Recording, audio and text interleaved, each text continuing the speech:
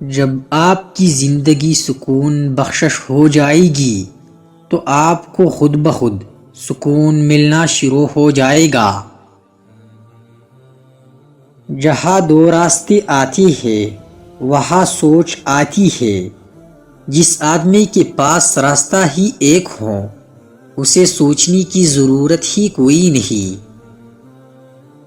وہ شخص جو اپنے آپ کو اپنے ماحول سے بلند سمجھتا ہے سکون نہیں پائے گا، اور وہ شخص بھی جو اپنے آپ کو ماحول سے نیچا سمجھتا ہے وہ بھی سکون نہیں پائے گا۔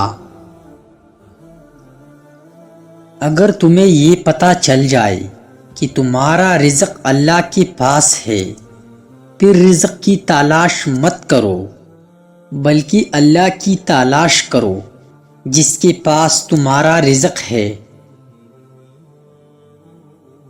وجود گھوڑا ہے اور وجود اس کا سوار۔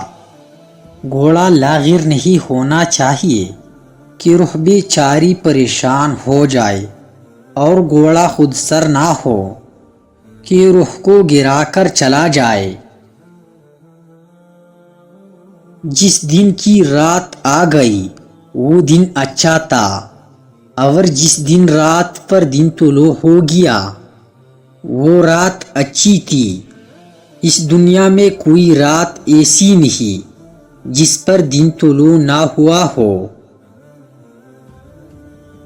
تھوڑی دیر کے لیے اگر آپ اپنے آپ کو ایسا بنا لیں جیسے پیدا ہونے والا بچہ ہے یا مرنے والا انسان، تو سکون پیدا ہو جائے گا۔ بیوی کی صرف ایک خواہش یعنی فضول خرچ کرنے کی خواہش کبھی پورا مت کرنا، ہمیشہ خوش رہو گے۔